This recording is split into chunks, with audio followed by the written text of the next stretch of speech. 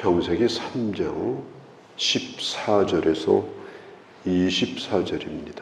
아담과 하와가 동산 중앙에 있는 나무 열매를 따먹고 눈이 밝아졌습니다. 시력이 좋아졌다는 얘기가 아니에요. 다른 면에서 눈이 밝아진 거예요.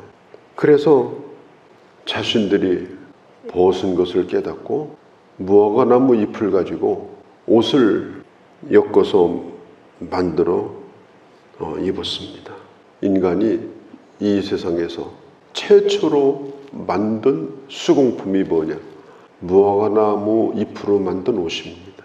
그것은 패션을 위해서 만든 것도 아니고 자기의 부끄러움을 가리기 위해서 만든 것입니다.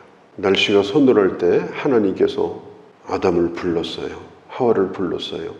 뭐 천둥 치는 소리로 불꽃 가운데서 부른 것이 아니고 늘 부르시던 대로 불렀습니다. 그런데 아담과 하와가 동산에 보이지 않는 곳에 숨어가지고 나타나질 않는 거예요. 왜 숨었느냐 이렇게 하니까 두려워서 숨었습니다. 열매를 따먹었으므로 두려워서 숨었습니다. 그 열매를 왜 따먹었느냐? 옆에 있는 이 여자가 따먹으라고 해서 따먹었습니다. 하나님이 여인에게 묻습니다. 너는 왜 따먹었느냐? 뱀이 먹으라고 해서 먹었습니다. 여자 그가 내게 먹였나이다 이렇게 말해요. 아담이 하와를 처음 볼 때에 뭐라고 불렀는가 하면은 내 살 중에 살이요 뼈 중에 뼈다. 그 말은 무슨 뜻인가 하면 저 사람이 바로 나다. 내가 아닌데도 나와 똑같은 1인칭으로 불렀습니다. 가장 가까운 표현이죠. 당신이 나다. 그렇게 느낀 거예요. 진심으로 그런 생각이 든 거예요. 그런데 선악과를 따먹고 나서 아담의 말이 완전히 달라졌습니다. 뭐라고 말하는가 하면 여자 그가, 이 그가라는 말은 3인칭이에요. 나도 아니고 당신도 아니고 그가. 그러니까 이 말 속에는 하나님이 내게 주신 여자라고 그랬거든요. 여기에는 하나님의 책임도 있다는 거예요. 아니 나 혼자 이렇게 편히 사는데 왜 이 여자를 나한테 주어가지고 이렇게 선악과를 따먹게 만들고 지금 이런 지경이 되겠습니까? 그러니까 주신 분도 책임이 있습니다. 완전히 도를 넘은 내로남불이죠. 그러면서 결국은 하나님과의 관계도 금이 가버리고 아담과 하와의 관계는 뭐 말할 수 없이 금이 가버린 것입니다. 하나님께서 사람을 만드셨을 때 하나님은 그 사람과 교제하기를 원하셨어요. 어떻게 교제하기를 원하셨느냐? 위로는 삼위일체 하나님과 교제를 나누고 옆으로는 내가 가장 사랑하는 사람들과 서로 사랑하며 교제를 나누고 이 삼위일체의 교제, 하나님과 그리고 나와 너, 거기에 막힘이 없는 그런 교제, 이게 인간이 가장 행복한 상태입니다. 그런데 하나님과의 관계도 깨져버리고 나와 너와의 관계도 깨져버리고 그래서 모든 것이 다 깨져버렸어요. 그리고 눈이 밝아졌어요. 눈이 밝아지면서 무슨 일이 생겼느냐? 하나님에게 대해서도 하나님 이럴 수 있습니까? 이런 비슷한 말을 하고요. 내게 주신 사람에 대해서도 관계가 다 깨져서 책임을 서로 돌리는 이런 일이 생기게 된 것입니다.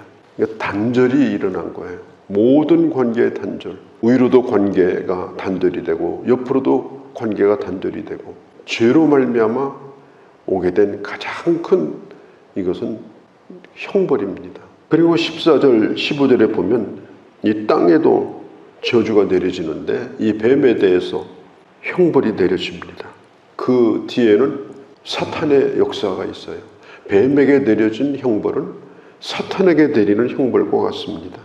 기어다니며 흙을 먹을 것이라. 예전에 사탄은 하늘의 천사였습니다. 가장 아름다운 천사. 그러다가 하나님께 반역해가지고 땅으로 쫓겨났습니다. 그런데 땅에 내려와서 천사 노릇을 계속하기를 원했어요. 그래서 사람을 꼬이고 그리고 하나님을 향해서 옛날에 하던 버릇대로 반역을 하려고 했어요. 에덴 동산에서 똑같은 일을 했습니다. 그때에 하나님이 내린 저주가 뭐냐? 너는 배로 땅을 기어다니며 흙을 먹을 것이다. 예전의 상황보다도 훨씬 더 나쁜 상황으로 사탄은 저주를 받게 됩니다. 하나님을 향해서 어떤 대항도 할 수가 없고, 그리고 땅에 붙어가지고 기어다녀야만 되는 그런 처지, 그런 굴욕적인 위치로 떨어져 버리게 된 겁니다. 그리고 15절에 보면 여자의 후손이 나와요. 여자의 후손은 뱀의 머리를 상하게 할 것이고, 뱀은 여자의 후손의 발꿈치를 물게 될 것이다. 이것을 원복음이라고 해요. 또 어떤 분은 어머니 복음이라고도 하고 최초의 복음이라고도 합니다.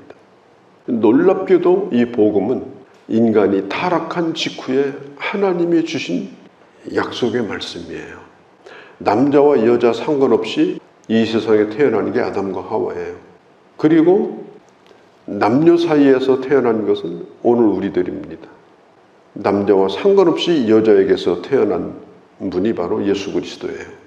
예수 그리스도는 성령으로 마리아에게 잉태되어서 동정녀 마리아에게 태어나신 예수 그리스도. 오늘 여기서 말하는 여자의 후손은 바로 우리의 복음이 되신 예수 그리스도예요.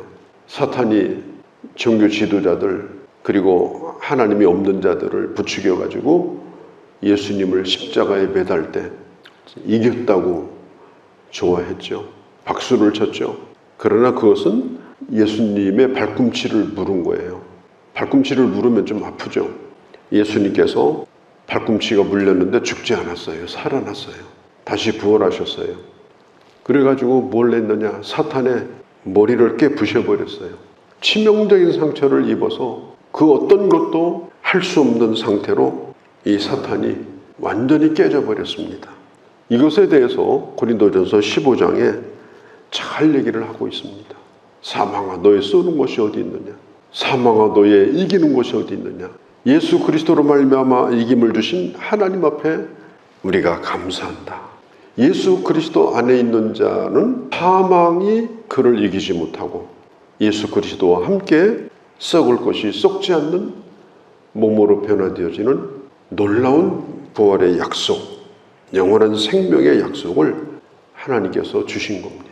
참 놀라운 것은 인간의 타락 직후에 주신 이 복음입니다. 그런데 에덴 동산에서 쫓겨난 인간에게 형벌이 오는데 남자에게 여자에게 형벌이 옵니다. 여자는 잉태하는 고통, 남편을 기다리고 사모하며 다스림을 받고 사는 그런 위치가 됐습니다. 그러니까 자녀의 출산을 하나님께서 여인에게 허락을 하셨는데 출산하는 것도 고통이고 그것보다 더 큰 것은 낳은 자녀를 기르는 고통이고 그 자식을 평생 품고 사는 그런 고통 가운데 살게 하신 거예요. 그리고 남편과의 관계 속에서 남편의 다스림을 받도록 그렇게 하셨습니다. 그러니까 남녀의 차별을 두신 것이 아니에요. 질서를 세우셨는데 아담에게 책임이 큰 것처럼 아담에게 리더십도 맡기신 거예요. 우리가 흔히 말하는 페미니즘, 이 여자의 여성 주권을 주장하는 그런 지금 소리가 굉장히 커지고 있습니다. 그래서 가정에서도 서로 이 머리싸움이 일어나는 거예요.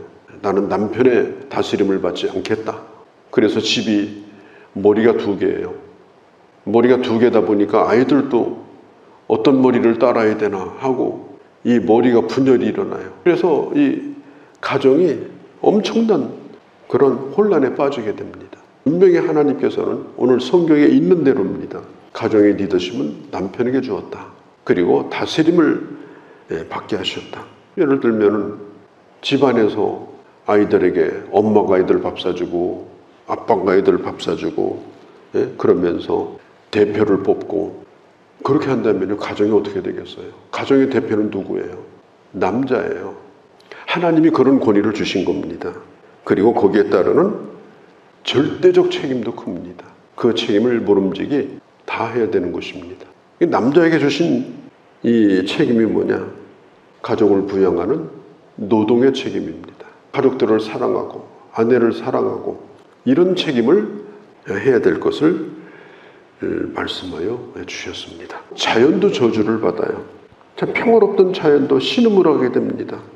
엉겅퀴가 나옵니다. 자연에 재해가 생깁니다. 그러니까 인간에게도 고통이 오고 자연에도 이 고통이 오고, 인간의 이 범죄는 모든 것의 질서를 다 깨버리고 자연까지도 고통스럽게 만들었어요.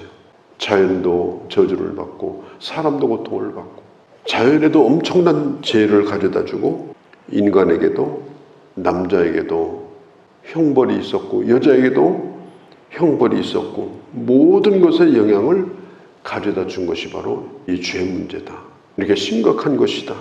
하나님이 만든 이 창조의 세계를 완전히 흐트러 버린 것이다. 인간의 교만은 이렇게 무서운 결과를 가져왔다. 이걸 성경이 가르쳐주고 있습니다. 신기한 건요, 20절에 보면 아담이 그의 아내의 이름을 하와라고 불렀으니, 그러니까 하와라는 이름은요, 인간이 범죄한 다음에 아담이 여자에게 붙여준 이름이 하와예요.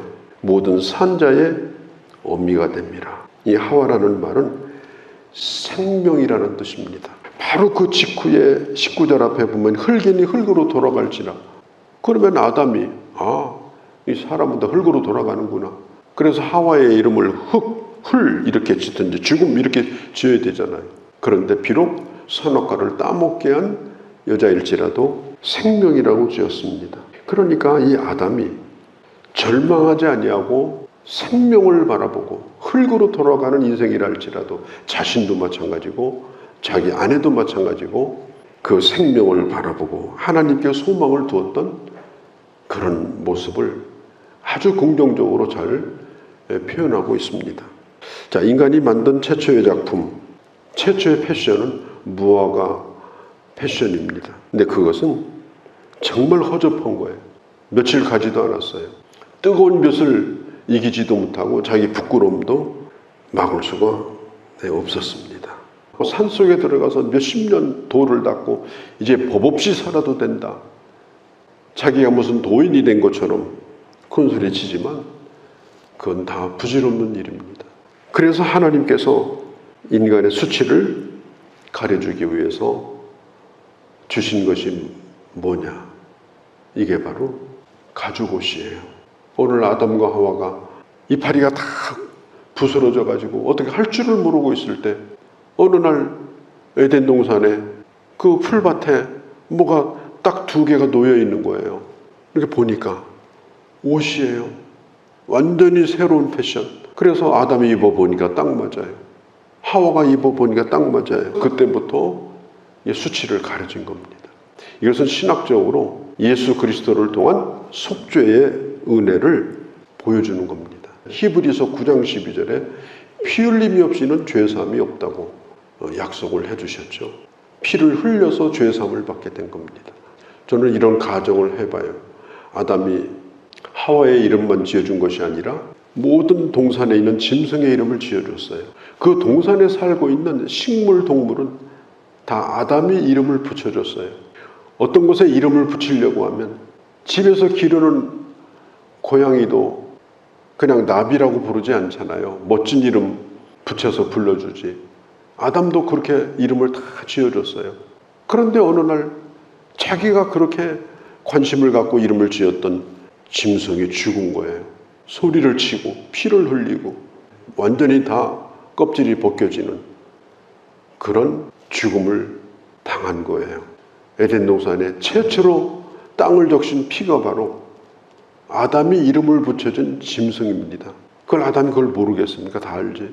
그리고 옷을 입은 겁니다. 죄라고 하는 것이 결국은 이렇게 한 짐승의 죽음을 가져오고 그 피의 결과로 이렇게 수치를 가리게 되는구나. 죄 사함을 가져다주는 이 하나님의 은혜에 대하여 아담은 그걸 깊이 생각을 하고 그리고 감사하게 됐을 것입니다. 오늘 우리는 매우 중요한 부분을 봤습니다. 인간의 타락과 하나님의 구원, 그리고 하나님이 지어준 속죄함의 옷, 그것은 바로 오늘 우리에게 주신 예수 그리스도로 말미암아 우리에게 주어진 그리스도로 옷 입게 하심으로 우리가 하나님 앞에 나가게 하신 주님의 은혜라는 사실을 다시 한번 깊이 기억하고 하나님의 사랑을 다시 한번 깊이 묵상하고 감사하는 그런 시간이 되어지시기를 바랍니다. 거룩하신 우리 아버지, 하나님은 자신이 만든 피조물이 감히 하나님처럼 되려고 범죄를 하고 하나님을 거역하고 그것으로 끝낼 수도 있었지만 그러나 주님은 다시 속죄의 은혜를 베풀어 주셨습니다. 여자의 후손을 통해서 아버지여 왜 나를 버리시느냐고 그 십자가 위에서 피 흘리셨던 예수 그리스도의 그 처절한 그 몸부림과 통곡이 주의 은혜를 언제나 잊지 않게 하시고 예수 그리스도로 옷 입은 우리 자신이라는 사실을 잊지 않고 하나님의 은혜에 감사하며 주님을 찬양하며 주님의 사람으로 살아가는 저희가 되게 하여 주옵소서. 우리 주 예수님의 이름으로 기도하옵나이다.